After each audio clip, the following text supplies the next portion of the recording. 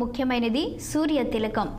ఏటా శ్రీరామనవమి రోజున మధ్యాహ్నం 12 గంటలకు మొదలై 6 నిమిషాల పాటు సూర్యకిరణాలు గర్భగుడిలోని శ్రీరాముడి విగ్రహ నుదుటిపై ప్రసరించేలా ప్రత్యేక ఏర్పాట్లు చేశారు.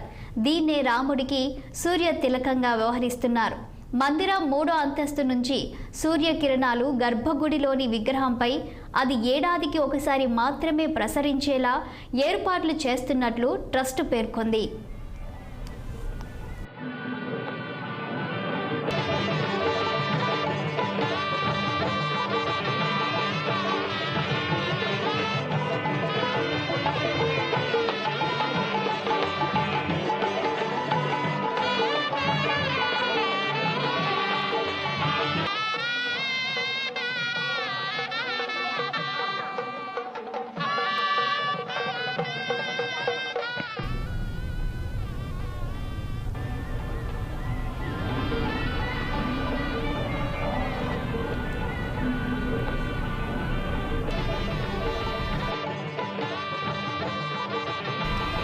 శ్రీరామనవమి రోజు ఆలయాన్ని దర్శించే భక్తులకు సూర్య తిలకాన్ని వీక్షించే అవకాశం లభిస్తుంది.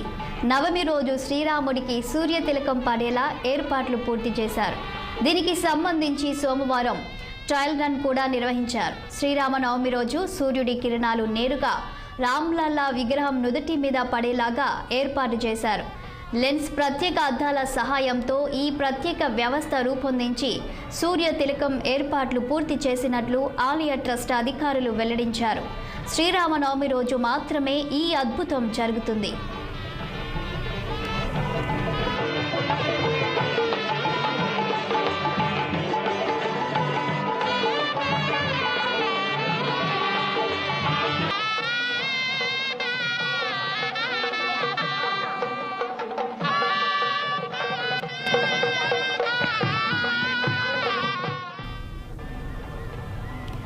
సూర్యకిరణాలు ప్రసరించేలా చేసేందుకు అద్దాలను ఉపయోగించారు. 3వ అంతస్తు నుంచి సూర్యకిరణాలు గర్భగుడిలోని విగ్రహం వరకు ప్రసరించేలా ఈ పరికరాలు అమర్చారు.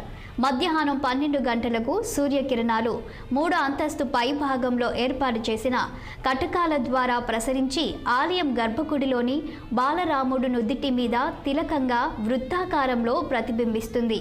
ఇందుకోసం రామాలయంలోనే 3వ అంతస్తుల నుంచి గర్భగుడి విగ్రహం వరకు పైపింగ్, ఆప్టికల్, మెకానికల్ వ్యవస్థను ఏర్పాటు చేశారు. ఈ సూర్య తిలకం కోసం ఏర్పాటు చేస్తున్న ప్రత్యేక వ్యవస్థలోనూ ఎలాంటి ఉక్కు, ఇనుము, బ్యాటరీలు, విద్యుత్ వాడలేదని సిబిఆర్ఐ స్పష్టం చేసింది.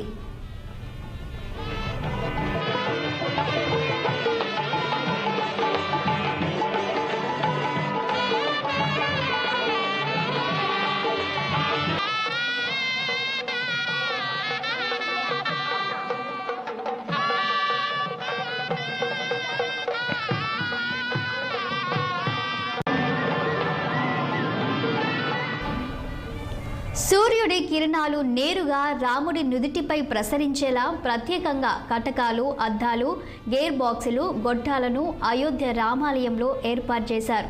చంద్రమాన క్యాలెండర్ ప్రకారం ఏటా శ్రీరామనవమిని నిర్ణయిస్తారు. కానీ సూర్యుడి భ్రమణం మాత్రం వేరుగా ఉంటుంది. అంటే ఏటా శ్రీరామనవమి రోజు ఒకే రకంగా సూర్యకిరణాలు ప్రసరించవు. అయితే ఈ కారణంగా రాముడి విగ్రహ నుదిటిపై సూర్య తిలక స్థానం మారడం అనేది ఈ సూర్య తిలకం రూపకల్పనలో సమస్యగా తలెత్తింది. అయితే దీనికి Indian institute of astrophysics IIA సరికొత్త పరిష్కారాన్ని అందించింది. సూర్య చంద్రరాశుల తిథులు 19 ఏళ్లకు ఒకసారి కలుస్తాయి. వాటిని ఆధారంగా చేసుకొని శ్రీరామనవమి రోజు సూర్యుడి గమనంలో వచ్చే మార్పులకు అనుగుణంగా కటకాలు, అద్దాలను, గేర్ బాక్సులను అమర్చనున్నారు. దానికోసం ఏకంగా 19 గేర్ బాక్సులను ఏర్పాటు చేశారు. దీంతో ఒక్కో చంద్రమాన తిథికి అనుగుణంగా సూర్యకిరణాలు ప్రతి శ్రీరామనవమికి సరిగ్గా రాముడి నుదుటిపై ఒకే స్థానంలో పడేలా చేశారు.